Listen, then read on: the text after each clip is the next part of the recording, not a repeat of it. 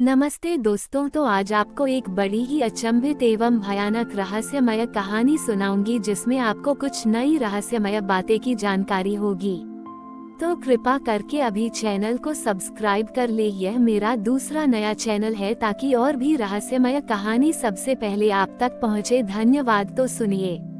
एक ऊंचे पहाड़ की तलहटी में, जहां घने देवदार के जंगल सूरज की रोशनी को भी धरती तक पहुंचने से रोकते थे, एक छोटा सा गांव था जिसे शांतिवन के नाम से जाना जाता था। ये नाम इसलिए पड़ा था क्योंकि गांव में हमेशा एक अजीब सी शांति छाई रहती थी, मानो हवा में भी एक अदृश्य प्रार्थना गूंजती हो। शांतिवन की विशेषता ये थी कि गांव के बीचों बीच एक अजीबोगरीब पत्थर था। ये पत्थर न तो किसी मूर्ति जैसा था, न ही किसी साधारण चट्टान जैसा। ये चिकना था, हल्के भूरे रंग का, और हमेशा हल्का गर्म रहता था, चाहे मौसम कितना भी ठंडा क्यों न हो। गांव वालों का मानना था कि यह पत्थर ही उनकी शांति का स्रोत है। गांव के सबसे बुजुर्ग बाबा नीलकंठ, जिनके बाल और दाढ़ी बर्फ की तरह सफेद थे, इस पत्थर के संरक्षक थे।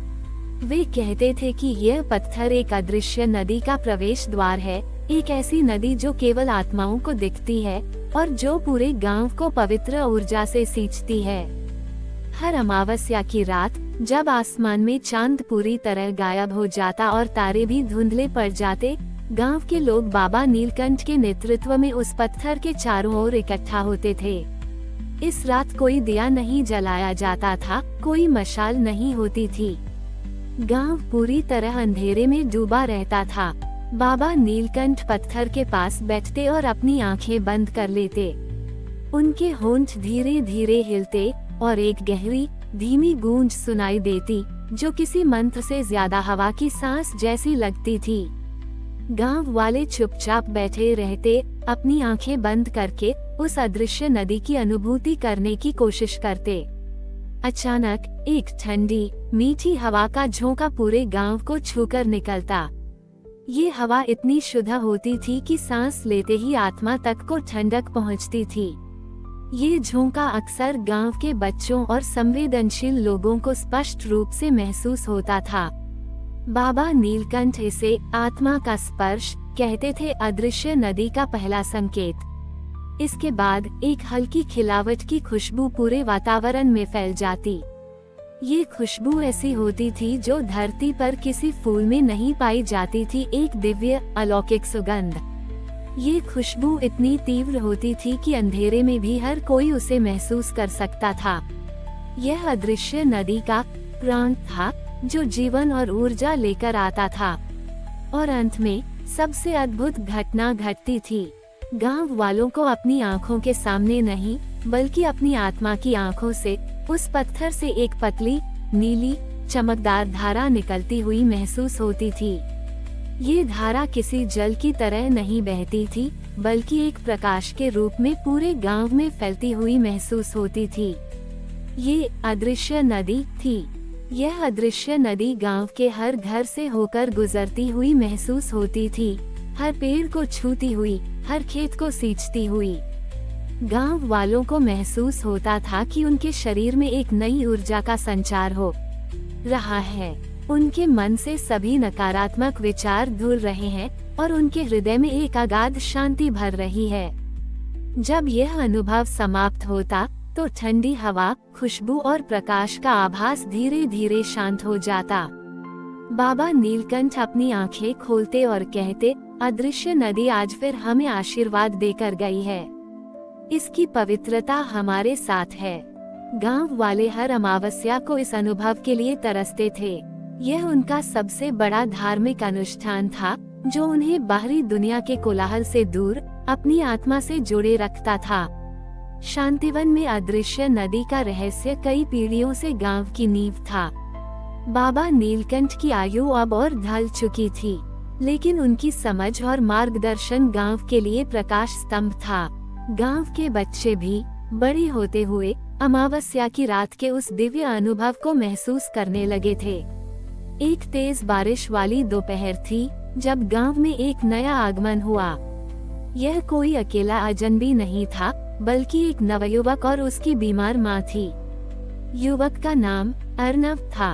उसकी माँ, जो एक दुर्लभ और अजीबोगरीब बीमारी से पीड़ित थी, हर गुजरते दिन कमजोर होती जा रही थी। अर्नव ने दूर दराज के इलाकों में अपनी मां के इलाज के लिए हर संभव प्रयास किया था, लेकिन सब व्यर्थ रहा। यात्रा के दौरान उसने शांतिवन गांव और उसकी अद्भुत शक्तियों के बारे में सुना था, खासकर उस अदृश्य नदी के बारे में, जिसके बारे में कहा जाता था कि वह सभी रोगों को ठीक कर देती है। हताश होकर वह अपनी मां को लेकर शांतिवन पहुंचा। गांव वालों ने अर्नव और उसकी मां का स्वागत किया, हालांकि उनके दिलों में एक अनजाना डर भी था। बाबा नीलकंठ ने उनकी स्थिति देखी और उनका दर्द समझा। उन्होंने अर्नव से कहा, पुत्र, इस गांव की शांति अदृश्य नदी के आशीर्वाद से है। यह नदी केवल शुद्ध आत्माओं को स्पर्श करती है। तुम्हारी माँ की बीमारी गहरी है, लेकिन अगर तुम्हारी आस्था सच्ची है, तो अदृश्य नदी शायद उन्हें ठीक कर दे। अर्नव ने कृतज्ञतापूर्वक बाबा नीलकंठ के चरणों को छुआ। उसकी आंखों में आशा की एक नई किरण थी। अगली अमावस्या की रात आई। अर्नव अपनी बीमार मां को सहारा देते हुए गांव वालों के साथ उस पवित्र पत्थर के चारों ओर इकट्ठा हुआ। बाबा नीलकंठ ने हमेशा की तरह अपनी आंखें बंद की और वह गहरी गूंज शुरू की। गांव वालों ने आंखें बंद कर ली, उस ठंडी हवा, दिव्य खुशबू और अदृश्य प्रकाश की धारा का इंतजार करने लगे। लेकिन इस बार कुछ अजीब था। जैसे ही ठंडी हवा का झोंका आया, वह पहले की तरह मधुर और ताजगी भरा नहीं था। उसमें एक हल्की कड़वाहट थी, मानो हवा में कोई विषाक्तता घुल गई हो। गांव वाले एक दूसरे को देखने लगे, उनकी आंखों में चिंता थी। फिर जब खुशबू फैलनी चाहिए थी, तो वह दिव्य सुगंध अधूरी और भंगुर महसूस हुई। वह पूरी तरह से नहीं फैली, बल्कि बीच बीच में रुक जाती थी, जैसे कोई अदृश्य स्रोत अवरुद्ध हो गया हो। और जब अदृश्य नदी का नीले प्रकाश का प्रवाह महसूस होना चाहिए था, तो वह कमजोर और रुक रुक कर बहता हुआ महसूस हुआ। कुछ लोगों को तो वह प्रकाश महसूस ही नहीं हुआ, या फिर वह इतना धुंधला था कि पहचानना मुश्किल था। अर्नव की मां को तो बिल्कुल भी फर्क महसूस नहीं हुआ और वे पहले से ज्यादा कमजोर दिख रही थीं। जब बाबा नीलकंठ ने अपनी आंखें खोली, तो उनके चेहरे पर गहरी चिंता की लकीरें थीं। उनकी आवाज कांप रही थी। अदृश्य नदी क्रोधित है, या शायद दुखी है। उसकी शक्ति कमजोर पड़ रही है। इस बार उसने हमें पूरी तरह से आशीर्वाद नहीं दिया। गांव वाले निराश और भयभीत थे। ऐसा पहले कभी नहीं हुआ था। गांव की शांति खतरे में थी। सब एक दूसरे को देखने लगे, ये सोचने लगे कि क्या हुआ था। अर्नव की आंखों में दुख था, क्योंकि उसकी मां की हालत में कोई सुधार नहीं हुआ था। क्या कोई बाहरी शक्ति हमारी शांति को भंग कर रही है?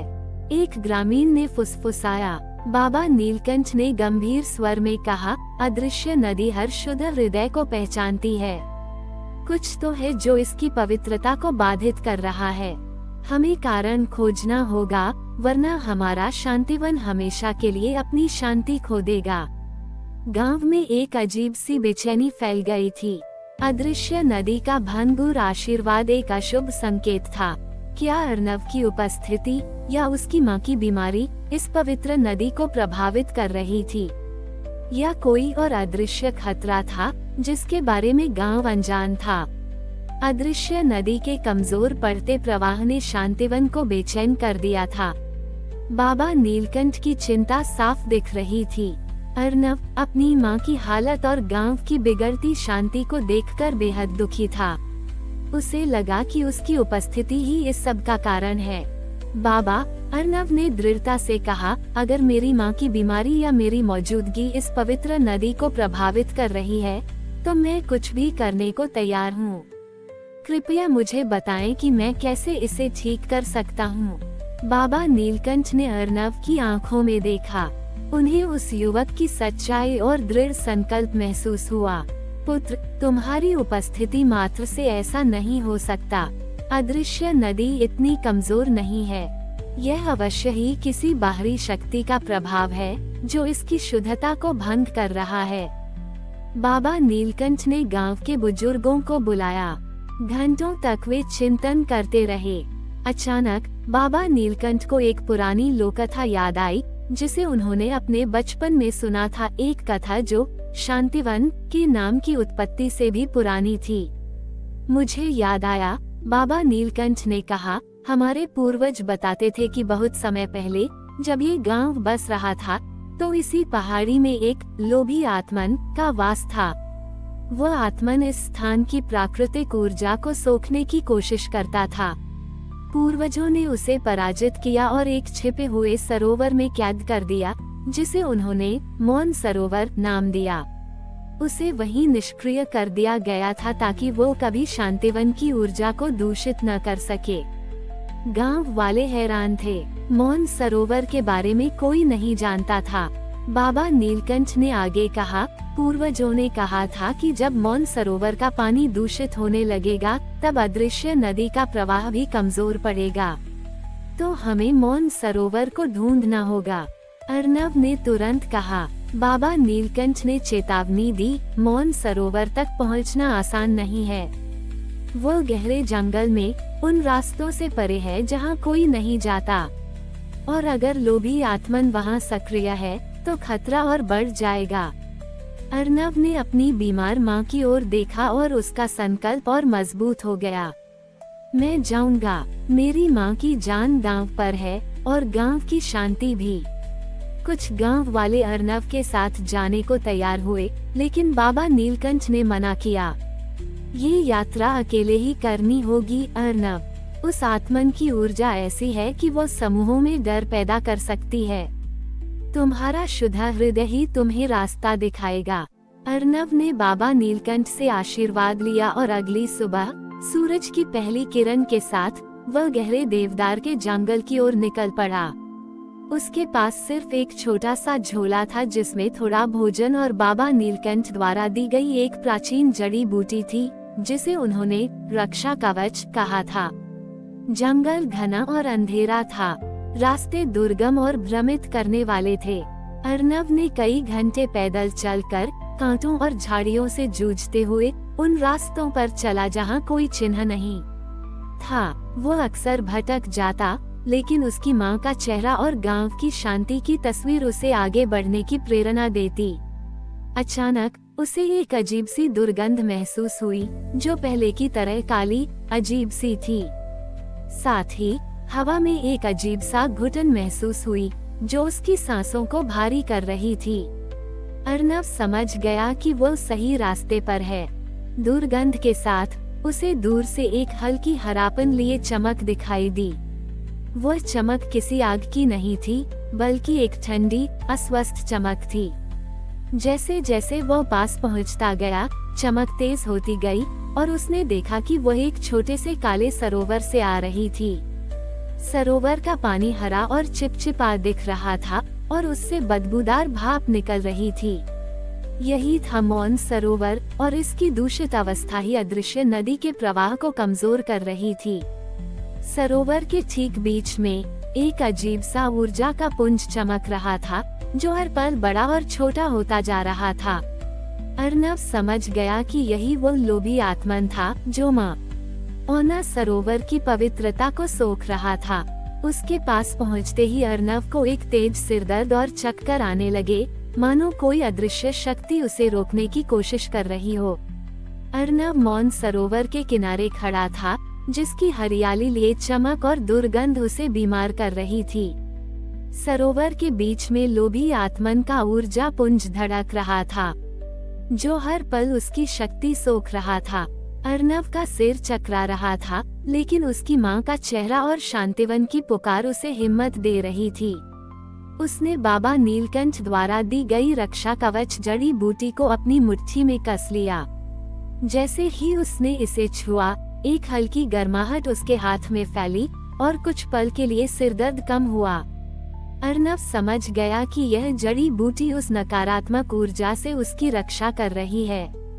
उसने अपनी आंखें बंद की और अपनी पूरी एकाग्रता के साथ शांतिवन के अदृश्य पत्थर बाबा नीलकंठ की गूंज और अदृश्य नदी के पवित्र प्रवाह को याद किया। उसने महसूस किया कि उसके अंदर एक शक्ति जागृत हो रही है, आशा और निस्वार्थ प्रेम की शक्ति। फिर उसने अपनी मुट्ठी खोली और उस जड़ी बूटी को मौन सरोवर के दूषित पानी में फेंक दिया। जैसे ही जड़ी बूटी पानी में गिरी, एक तेज चमक हुई और पानी में बुदबुदाहट शुरू हो गई।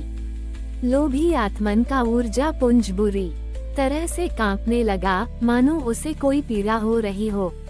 अर्नव ने अपनी पूरी शक्ति से बाबा नीलकंठ का सिखाया हुआ शांत मंत्र दोहराना शुरू किया, जो उसे अदृश्य नदी के प्रवाह से जोड़ने में मदद करता था। उसकी आवाज भले ही तेज न थी, लेकिन उसमें एक अजीब सी निष्ठा और दृढ़ता थी। मंत्र की ध्वनि और जड़ी बूटी के प्रभाव से मौन सरोवर का दूषित पानी धीरे धीरे स्वच्छ और पारदर्शी होने लगा। हरापन गायब हो गया और उसकी जगह एक साफ, शांत जल दिखाई देने लगा। दुर्गंध भी कम हो गई। लोभी आत्मन का ऊर्जा पुंज बुरी तरह से उछला और फिर धीरे धीरे संकुचित होने लगा, जैसे उसकी शक्ति छीनी जा रही हो। वो कराह रहा था, लेकिन अर्नव दृढ़ रहा। कुछ देर बाद लोभी आत्मन का पुंज एक छोटे से बेजान काले पत्थर में बदल गया और सरोवर की तली में डूब गया। मौन सरोवर अब अपने मूल रूप में लौट आया था, शांत, निर्मल और पवित्र। हवा में घुटन और नकारात्मकता गायब हो चुकी थी और उसकी जगह एक ताजगी और पवित्रता महसूस हो रही थी। अर्नव वहीं सरोवर के किनारे पर थक कर गिर पड़ा। उसने महसूस किया कि उसके शरीर से सारी नकारात्मक ऊर्जा निकल चुकी थी और उसके अंदर एक गहरी शांति भर गई थी। अगली सुबह जब अर्नव मौन सरोवर की पवित्रता को फिर से बहाल करके गांव लौटा, तो गांव वालों ने उसे एक हीरो की तरह गले लगाया। बाबा नीलकंठ ने उसकी आंखों में देखा और कहा, पुत्र, तुमने वही किया जो केवल एक निस्वार्थ हृदय वाला ही कर सकता है। तुमने न केवल अपनी माँ की जान बचाई है, बल्कि पूरे शांतिवन की शांति को भी वापस लौटाया है। उस अमावस्या की रात जब गांव वाले पत्थर के चारों ओर इकट्ठा हुए, तो वातावरण में एक अद्भुत ऊर्जा थी। बाबा नीलकंठ ने अपनी आंखें बंद की और गूंज शुरू की। इस बार ठंडी, मीठी हवा का झोंका पहले से कहीं अधिक ताजगी भरा था, मानो उसने सारे जंगल की खुशबू समेट ली हो।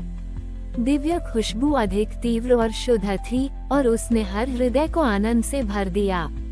और फिर अदृश्य नदी का नीले प्रकाश का प्रवाह, वो इतना तेजस्वी और शक्तिशाली था कि कुछ लोगों को पहली बार अपनी भौतिक आंखों से भी उसकी हल्की सी झलक महसूस हुई, जैसे हवा में तैरते नीले रेशम के धागे हों।